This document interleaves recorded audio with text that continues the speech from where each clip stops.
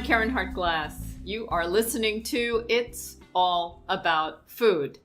We have a fun show for you today for a change. I think all the shows are pretty fun. They're fun for me.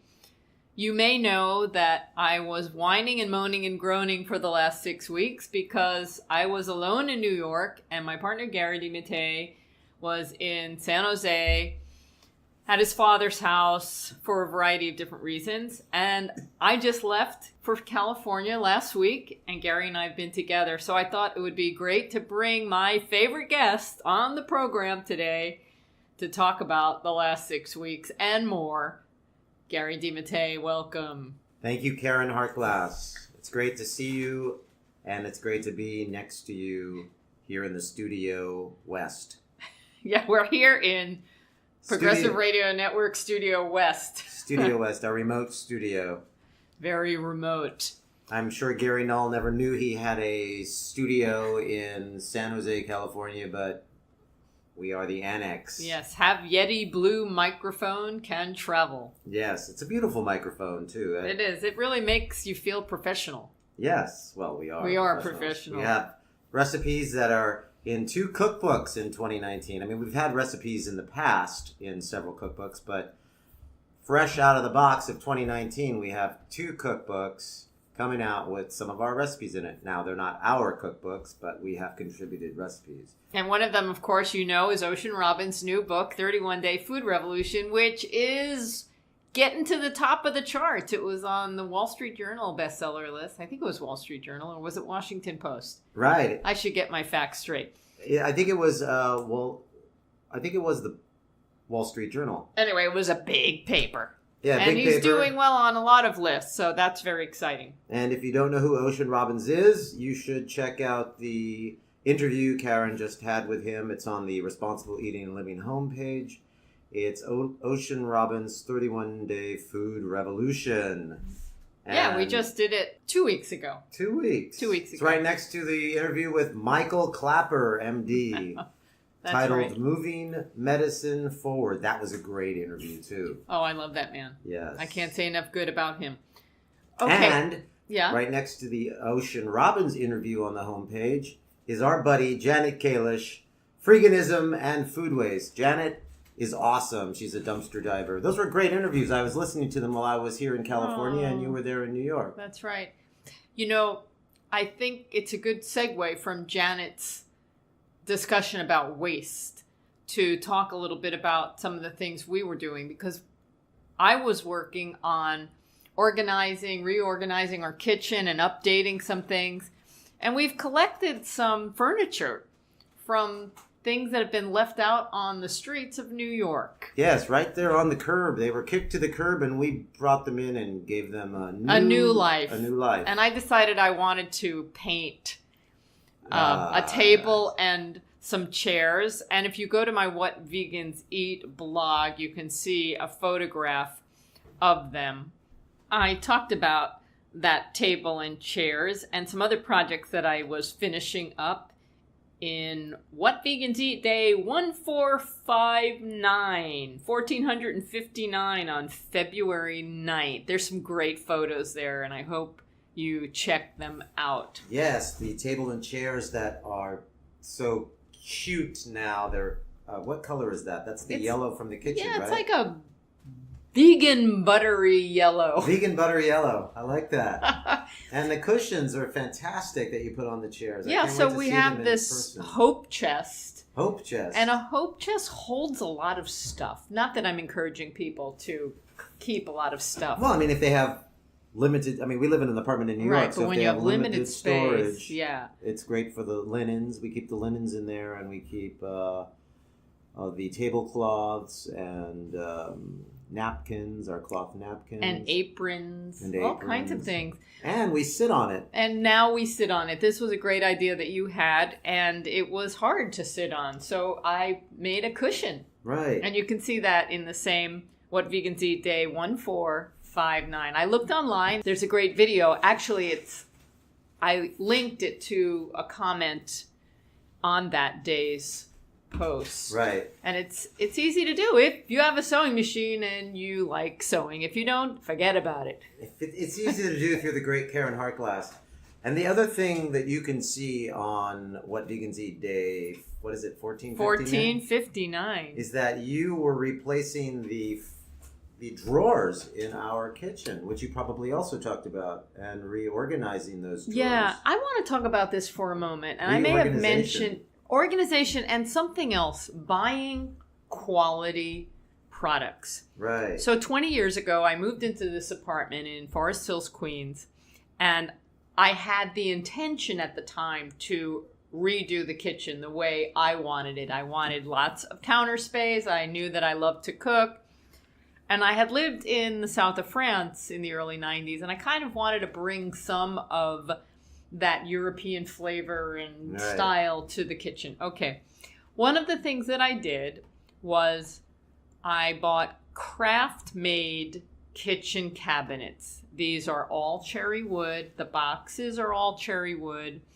I wanted a cabinet that would last, that wouldn't be outgassing all kinds of toxins. This was not a throwaway purchase.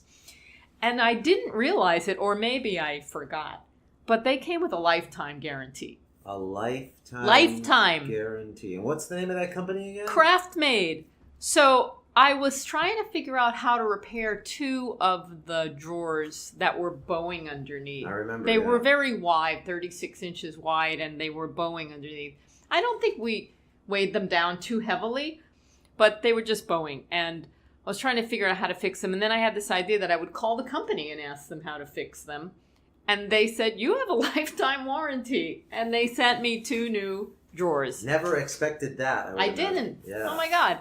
Anyway, so then I had to put them together because the fronts didn't come with the box drawer. And you can see me putting them together in that same post. On 1459. But I want to just underline that there are some good companies out there. Yeah. There are some good companies that stand behind their work and do it with a lifetime warranty. There are some faucets, too, that have lifetime warranties. And I'll tell you, I think it's really worth the investment. Absolutely. So if you're looking to update your kitchen or buy some new things for the kitchen,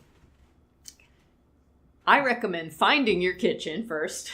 Right. Learning how to use it, and then buying quality products because you're going to be using them for a very long time. Yes. Look for the lifetime warranties. They still exist. Yes.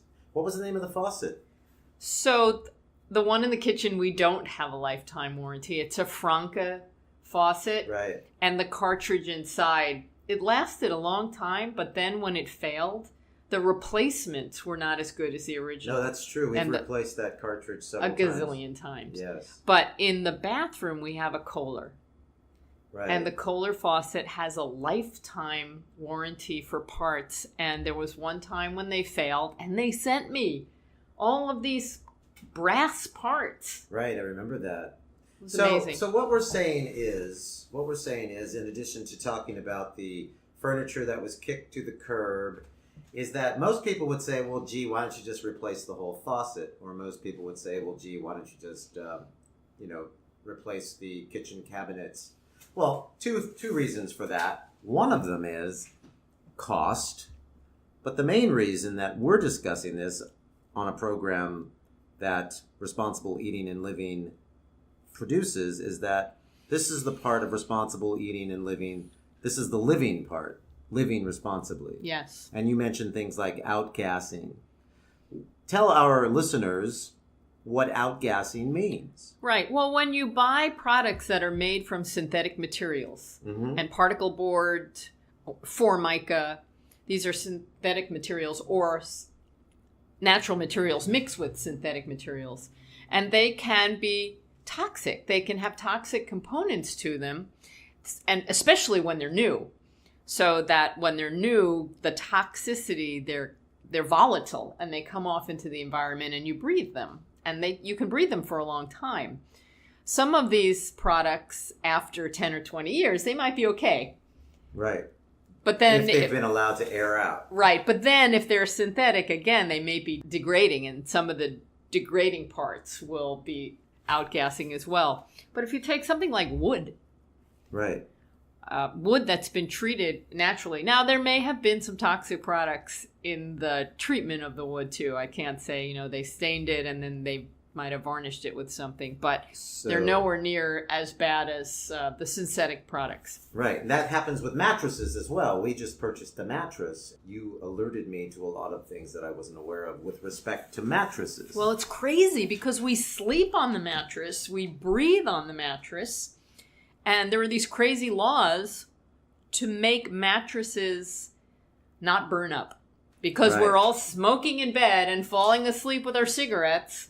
Or we put the portable heater too close to the bed. Right. Or we're burning incense and candles and they fall on the bed, right? I mean, it's a crazy concept. Sure, there have been some people that have been unfortunately harmed by a fire that occurred and maybe their mattress went on fire. I don't know. But I think these laws are really ridiculous because to make beds not burn up, they have been treated with toxic chemicals. Right. Fire retardant chemicals that are not good for you if you sleep on them and breathe them. And this is for babies too, which is really incredible. Now, if you're a conscientious, compassionate person and you don't want to get products like that are toxic, especially mattresses, you can go with a mattress that is covered in wool. Right. Because wool apparently isn't as flammable as some others, or it keeps it from burning. Wool apparently doesn't burn. But if you're a vegan and you don't want some sheep to suffer so that you can have a sweet night's sleep, right, then it's really challenging. And there was a time when you had to get a doctor's note that said that you could get a bed or a mattress that wasn't treated with these toxic chemicals, but also didn't have wool. Right. You needed a doctor's note for that. Now, fortunately, there are more companies making vegan beds that aren't treated with toxic chemicals and aren't covered in wool. Isn't that fantastic? Yeah. So we have a Sacha bed. Sacha, right. It's an excellent bed. I miss it. I haven't slept on it in 2 months. But I just wanted to note that there are a lot of things in your home, which we're talking about now, that could be toxic. Absolutely. And harmful to you and your children. And your families and your loved ones. This show is called It's All About Food, but food can be anything that you take into your body. Right. Breathing in. Right. Taking into your skin. Right. And there are so many things in the 21st century that we have to pay attention to.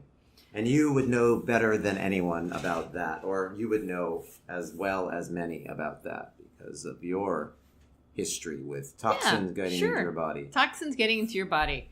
For a book coming out hopefully soon. Right. But back to the kitchen. Yeah. So you did a lot of organizing. I finished the drawers and then I wanted to make them look really good and organized. I don't encourage people to go out and buy stuff because that's not a good thing. But I did go out and buy some things.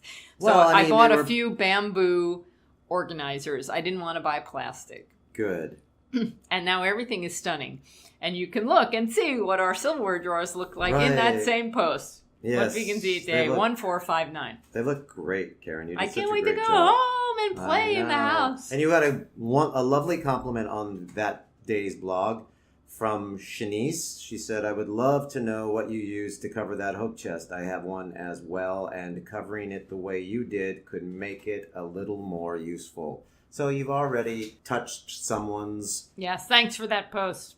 Thanks, Shanice. And Caryn, you said, I had some of this lightweight multi-purpose decor fabric left over from another project, and you've left a link. And I bought the foam cushion from the foam factory, and you left a link. And I made the cover following the instructions in this video, and you left a link. I am very happy with how it turned out. We have tablecloths and cloth napkins on our hope chest, so it's convenient in the kitchen. That's right. End of story. Well, all of that information in one little blog. I want to say that I could have done better. I could have found things to stuff the cushion with and not gone out and purchased new foam. So, mea culpa.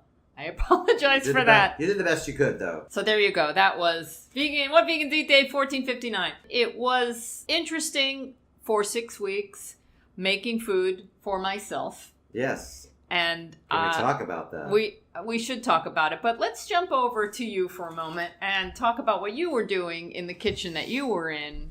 Right. So I found myself back in the home that I was raised in, born in a hospital down the street from the home that I was raised in. So I can't technically say I was born and raised in this home. But those of you who read What Vegans Eat or listen to Caryn's weekly podcasts, one of the things that we've been trying to do is spend more time out here in Northern California, where I am from, because my 93-year-old dad lives out here.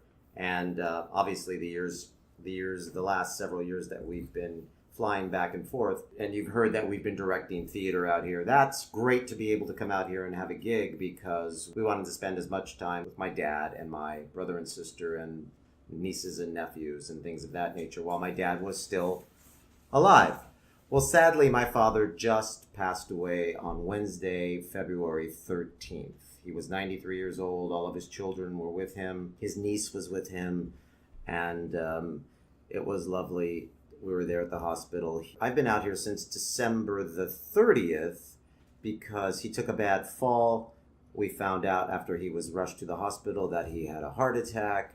And so his organs were starting to fail. So I was out here getting the house ready for him when he came home from rehab after 30 days in the hospital. And so I was doing a lot of reorganizing. And it was funny that you were doing the reorganizing in New York of our apartment, and I was doing the reorganizing of my father's house.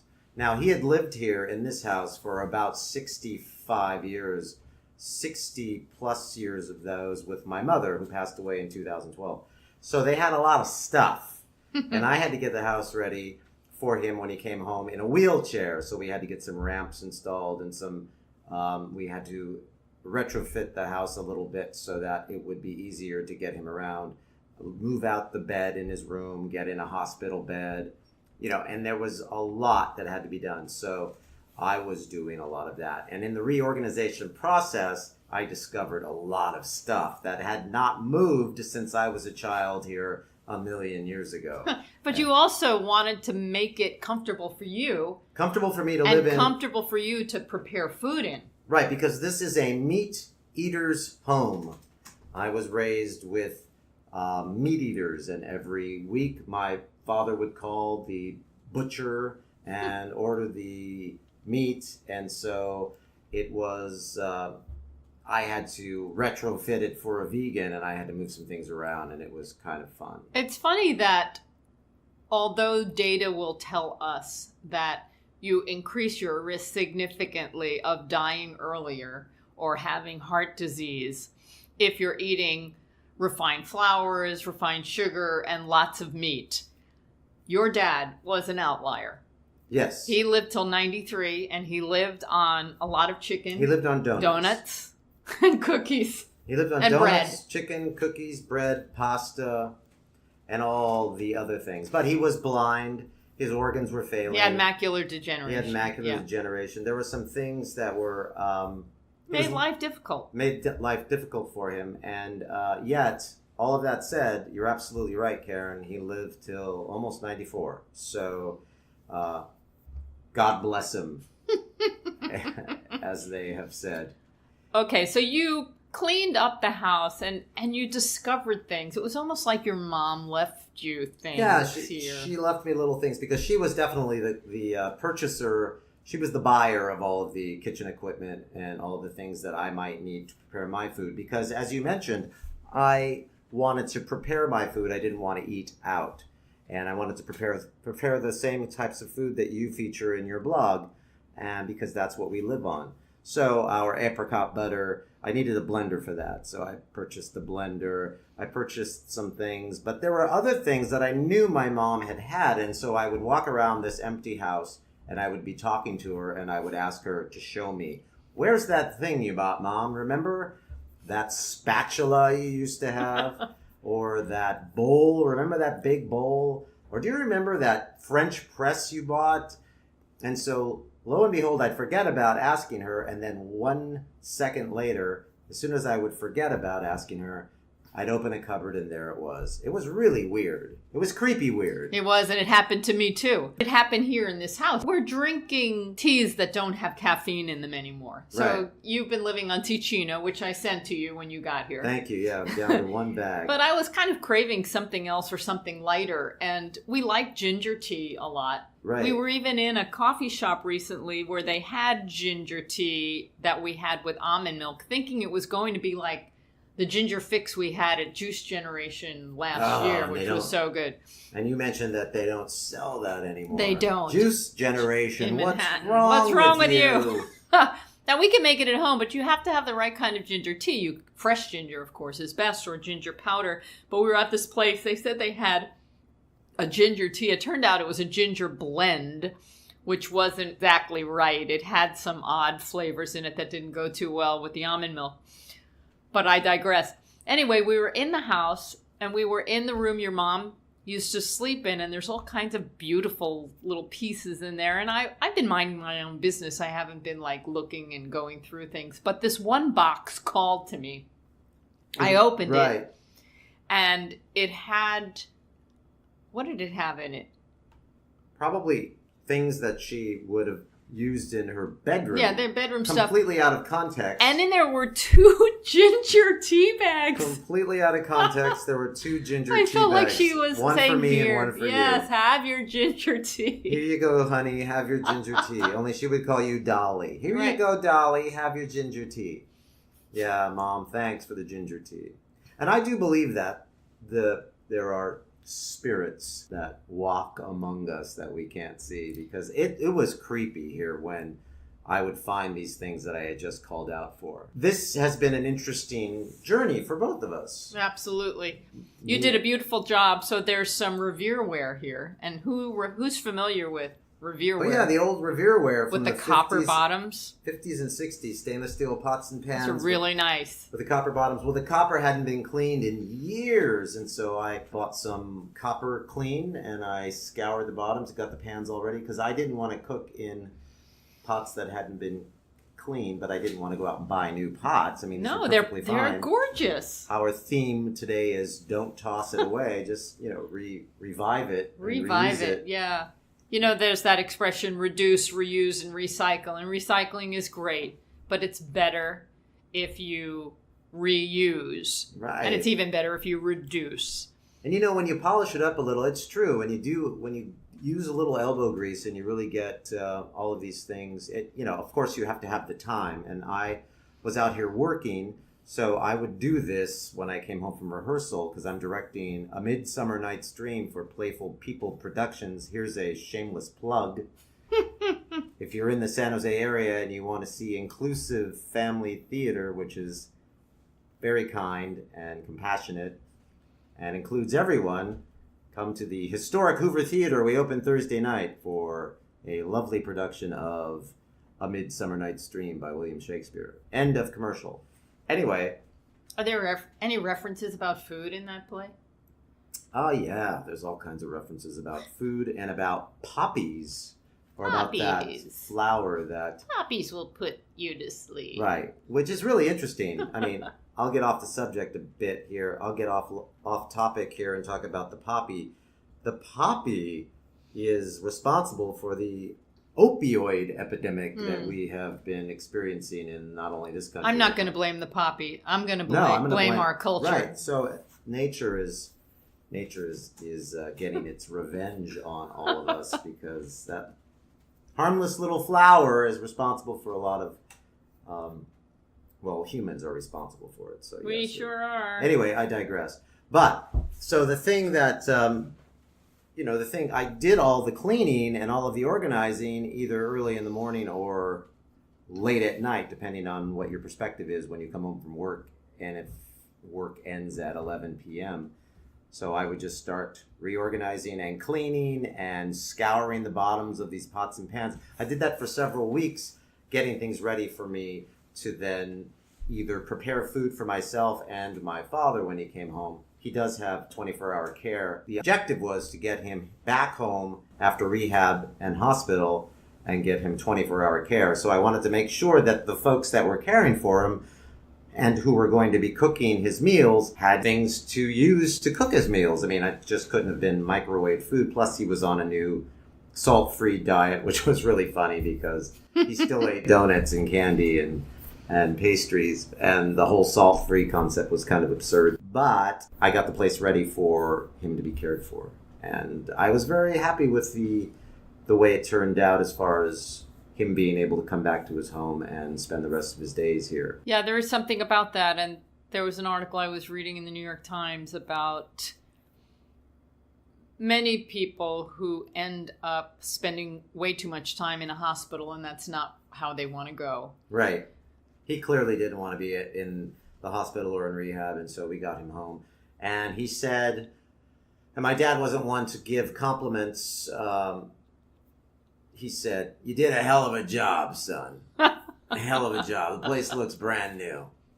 So that was nice. And, for someone who couldn't see, that was really sweet. For someone who couldn't see, that was... Well, he could see. But he could tell. He could tell. He could see. He had macular degeneration, but he was legally blind. I should clear that up. Anyway, Dad is now passed on, and thank you for allowing me the airtime to talk about it. Of course. I wanted to mention that blender you bought. So you got a blender, a Black & Decker, for $37. At Macy's, right. And we talk a lot about using high-powered blenders. We have a Vitamix at home, and many of our recipes talk about using a high-powered blender. And I resisted for a long time getting one. And we were lucky because... A Vitamix. Yeah. You resisted I resisted because I don't think all of these expensive appliances are really necessary to eat well and to make delicious food. But we were offered a refurbished one for our nonprofit, and it didn't cost anything, and I couldn't say no to that. Right. And we have really enjoyed the Vitamix. But then coming back and using your new Black & Decker $37 blender, I wanted to make a green smoothie for us for breakfast, which I did. And I just took a little time and care to cut the kale up into little pieces, and I blended things slowly. I didn't throw everything in all at once. I made sure there was enough liquid. It took a little more time. It took a little more focus. Right. But I made the smoothie, and I was thinking during it, I was being mindful while making this smoothie, thinking of a lot of different things. I like to talk about convenience and how much of our life do we want to miss? How much of our life do we not want to pay attention to? Right. And so I enjoyed the process of taking the time and the care to blend this thing up. And then when I made it, it still wasn't as silky smooth as a Vitamix would make. But the good thing was that required chewing. Right. And I always tell people when they have a smoothie that they should sip it slowly, not guzzle, and chew. And when something's smooth, we don't have the tendency to want to chew it. Right. So this was actually, I think, an improvement. Right. And the other thing I wanted to point out was the smoothie was delicious, and I enjoyed chewing it.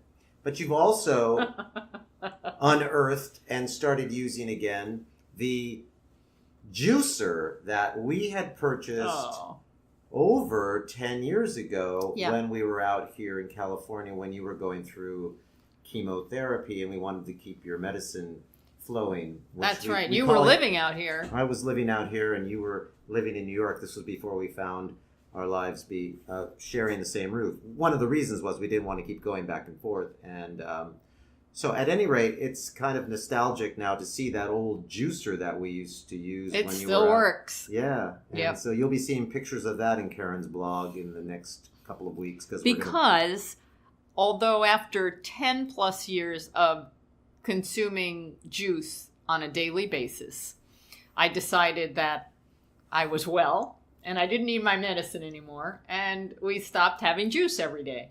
Every day, yeah. We'd have it occasionally. But and now I want to do it again. Yes. I miss it. Yeah, me too. So we're having more juices. We didn't really stop juicing for all that long either. Just a few. It seemed like a year, I think. Yeah.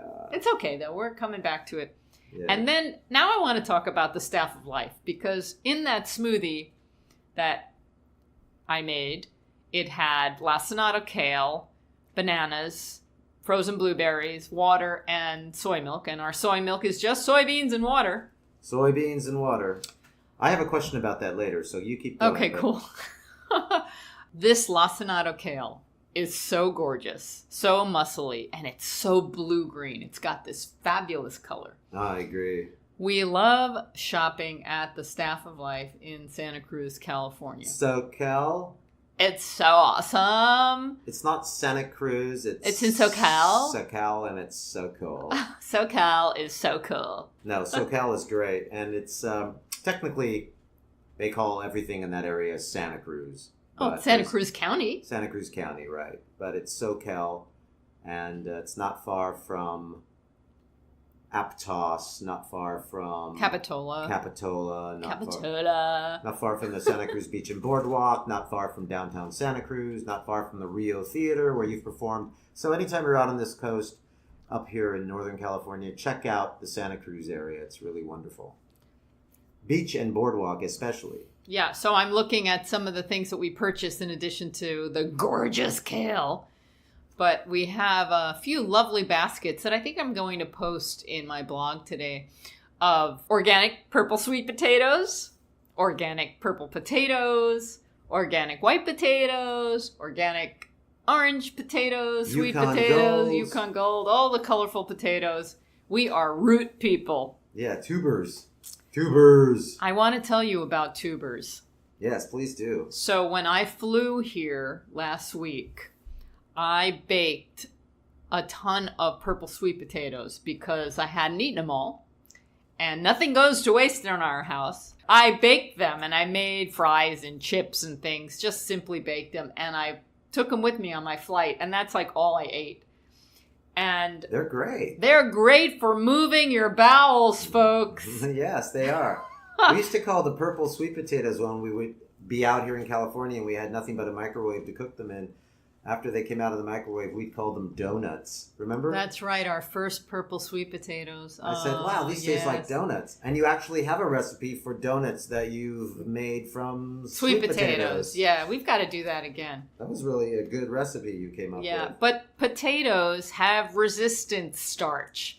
And this is some magical thing that people discovered that goes to work in your colon and does magic. Yes. And keeps things moving. And I think it's really important to talk about bowel movements and poop. We like to talk about that a lot. Well, a lot of people are now taking your poop and using it to help other people, right? Oh, yeah, the fecal transplants. Fecal transplants. So some people have poop that other people can use. So don't be afraid to talk about your poop. Don't be afraid. How is your poop? Do you need help moving?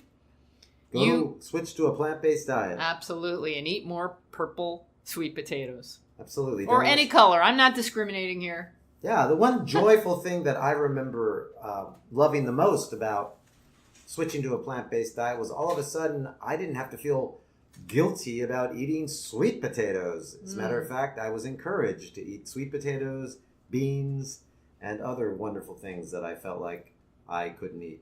And you know what? You can eat them, so eat them. So there was another article in the New York Times that I just want to mention because it's kind of plaguing me. And that is the idea of going plastic free. Plastic free. So there are some people that really go the mile. Well, that was the point of the article, but there are some people, a very small minority, a very small few people. You could probably count them on one hand. Or maybe 2 or 10. But there aren't that many who are really working hard at not using any plastic at all. Can you think about that? Just go through an hour of your life and think about the plastic that's there. So obviously when you go to a supermarket, there are laws now in different places that the supermarkets are charging for bags. So they encourage you to bring your own bag. And that bag can be canvas, or it could be made from some synthetic material. But the idea is to get away from single-use plastic. And all of the foods that are sold, so many of them, are packaged in plastic. It's really hard to get away from them. But something that the article brought up that I didn't like was that they were suggesting alternatives. So our toothbrushes, for example, are plastic, and they're made with plastic fiber. And their suggestion was to go with a natural toothbrush made with bristles from pig hair. Oh, God. I don't think that's necessary. No. The poor pigs. There are other natural fibers that can be used. They were also talking about how floss, you can use silk instead of synthetic fibers for flossing your teeth. So there's ways to rethink going plastic free Silk. that don't require exploitation of animals. Ooh, animal fibers. But are you thinking about plastic? Are you thinking about trying to reduce your plastic? Have you come up with ways to do that? We'd like to hear about it, and maybe we could have a conversation about it. You can email me at info@realmeals.org. I'd like to hear about it. I found an interesting way to, you know how you go to the grocery stores and they have the little rolls of plastic bags that you fill with grains. With produce. And with grains, the ones that... And with produce. Yeah. And or, they have the plastic containers if you buy peanut butter, let's say, grind it yourself in some of these specialty health food stores health stores like the Staff of Life. And it was brought to my attention that they sell bell jars now for a very reduced price, $1 a jar, and you bring it back to the store each time you use it, and you fill your bell jar with your different things. And I've been doing that lately, and it really is working out way more conveniently for me than to use the plastic containers, which we don't like to use to fill peanut butter. Yeah, I mean, we store everything in glass jars at home. Jars. But and they will weigh the jar for you before you fill it so that they know how much to subtract when they are weighing your purchase. Now, I don't want to get too depressing here. Okay, well, no. But sand Right. is used to make many things, integrated circuits, Right. glass. Right. And there's going to be a shortage of sand. Right. Because we're not doing smart things with it. Or, I mean, I don't know what all the causes are, but part of it is there are just too many people on the planet. Right, well... But glass is a better alternative than I think plastic. then recycling your glass jars is a good idea. Absolutely. We've been doing that here. Instead of giving them to other people to recycle for you, maybe we should start recycling them in our own living environments. Yeah. We don't buy a lot of prepared foods. Right.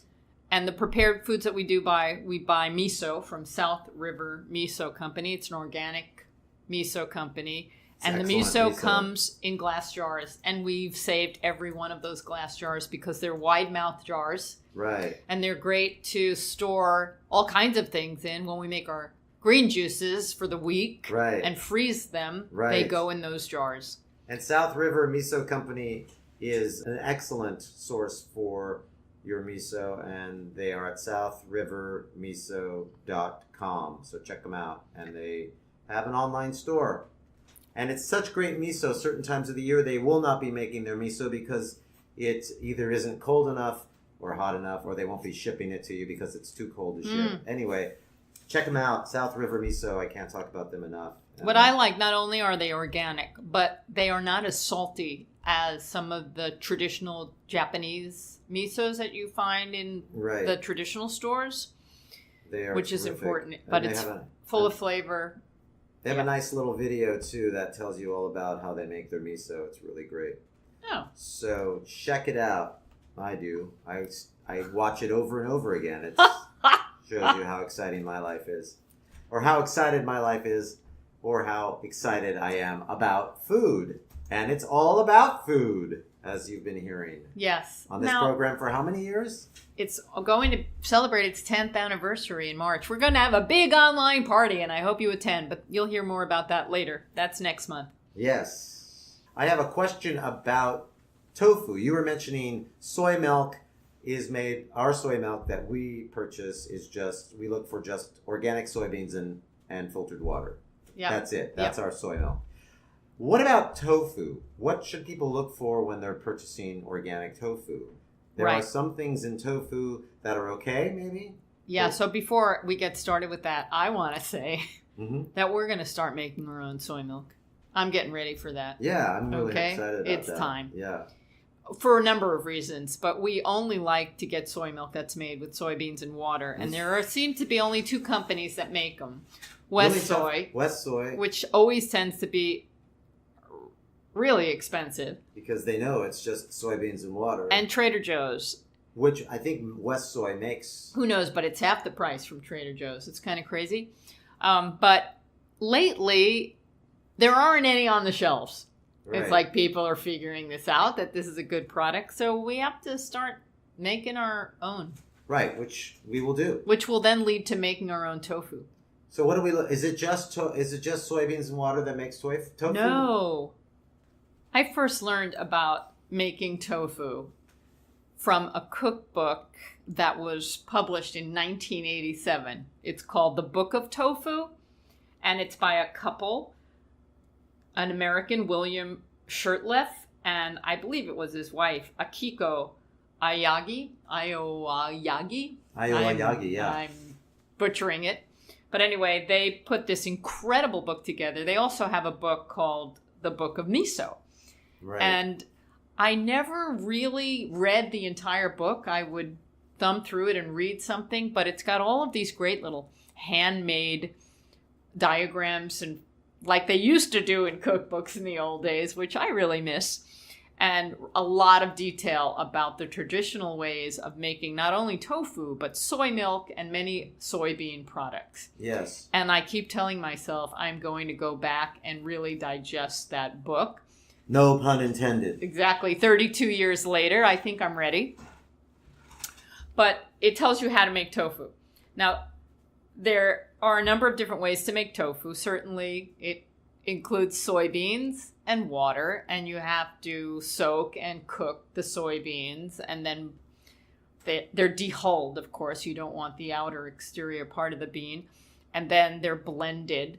But then you need to just get the liquid from the bean, not the bulk, not the fiber. That's used for other products, right, which are kind of fun. But the tofu is made from the liquid. So then once you have the liquid, you need to coagulate it. Right. It's like making cheese. It is. It's often called soy cheese. Soy cheese. It right. doesn't have the stinkiness of soy cheese, but it's called soy. Of cheese, you mean? of cow cheese or right. goat cheese. It doesn't cheese. smell like rotting. Yeah, or dirty feed. You know, right. We love animal cheese. Ha ha ha ha ha. So the tofu. We don't really love animal cheese. Usually we're just being sarcastic. That's right. Yes. Yeah. So the 2 most commonly used coagulants for making tofu are 1, calcium sulfate, which is also known as gypsum, folks, for those of you who love talking about cement and cement products. And should I add that I did my master's thesis in chemical engineering on the hydration of tricalcium silicate, another component in cement. So I used to have a thing for cement and gypsum. And so what is gypsum? It's calcium sulfate. Okay. So it's obviously something we can eat. Well, yeah. We actually use the calcium mineral part of the calcium sulfate. Okay. So tofu made with calcium sulfate does offer some calcium for you.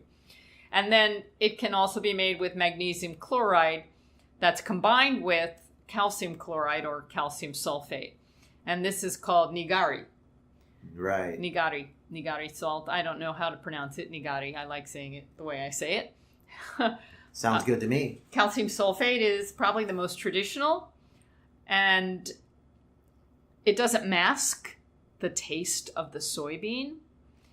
So there are different flavors actually in tofu that you can get based on the coagulant that you use. Right. What would you recommend? Well, I haven't really paid attention to it because we just buy them in the we'll store. Get back but to you on I this. think when we start making our own, we'll use nigari. We'll become sommeliers of tofu, I hope.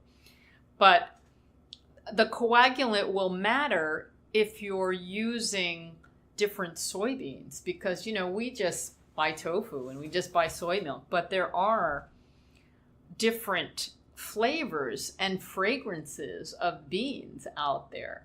Not right. all soybeans are the same. Right. So you can get really sophisticated, and if you don't want to mask the flavor of some of these prized beans, you'll want to use the calcium sulfate because it doesn't mask the taste of the soybeans. Right, and magnesium chloride is produced from seawater, I see that it says that. Primarily, yeah. Right. So seawater is full of minerals, which is why sea vegetables can be a nutritious part of your diet. Right. And give the fish taste. Yeah. And which a lot of people don't realize is the fish get their flavor from the seaweed. A lot of people think the seaweed gets its flavor from the fish. No. And then there's another product that can be used to coagulate tofu, and this has a scary sounding name, gluconodeltalactone. And then some vegans, their ears might peak hearing the word lactone because it sounds like lactate or something like milk. But it isn't from milk. It's actually derived from plants. Many of them are derived from corn, and some are derived their gluconodeltalactone from rice. Okay. But it's used as a coagulant. It's used in a lot of different foods. It's used in tofu, silken or soft tofu, because it coagulates quickly. And it allows the tofu to be made inside the container without an air gap. So we see a lot of those bricks of silken tofu. Yeah, that makes sense because some of them are smaller and some of them are bigger, and I would imagine the ones that have to coagulate in a container need to be smaller. And there's something that's made out of plastic there too. So yeah, so what I was thinking about when you asked about how tofu is made, I thought about this tofu book that I just mentioned, and I thought about the soy milk that we buy in these bricks all the time. And if we made our own, we wouldn't be wasting all of those plastic bricks. This program is so cathartic, isn't it? Yes, it is. We go full circle and we come out better human beings on the other end. No pun intended. Yeah. So we could bring our canvas bags to the supermarket, buy our soybeans in bulk. And we can even buy our tofu in bulk. There are some stores that sell bulk tofu. That's true. And we could bring our glass jars and put our tofu in there. Are we crazy? Does anybody make their own tofu? Does anybody make their own soy milk? Raise your hand. Let us know. info@realmeals.org. We want to take a class online from you if you do. That's right. Give us some tips. Give us some tofu tips, listeners. We want them. Tofu tips. That's fun to say. Tips. That's a good tongue twister. Okay. We might use that in our class. Well, let's use it in our class. All right. I wanted to mention a few things before Current we go. Events. Yes. There are some new books that are coming out. One is called Buddhism and Veganism, Essays Connecting Spiritual Awakening and Animal Liberation. It is edited by the lovely, wonderful, godlike Will Tuttle. Ah, Will. And he also wrote some things in this book. But it's a collection of essays from a number of wonderful people. And I hope to have him on this program very soon to talk about it. And it's interesting connecting Buddhism and veganism. It's also interesting connecting any religious practice, not just a philosophical practice, to veganism, because many of them promote kindness and compassion and have wonderful holidays where they sit down with some flesh on the table. Right. And there's a disconnect there. Right. Right? So there is a new documentary out called A Prayer for Compassion. And they're having a world premiere in New York City on March 5th. It's from 8 to 10:30 p.m. Eastern Time at the SVA Theater on West 23rd Street. And I want you to check it out. The website is aprayerforcompassion.com. And it's a film by Thomas Wade Jackson. That's right. Thomas Wade Jackson. And Victoria Moran is one of the producers, and she's working very hard. The lovely and talented and incredible Victoria Moran.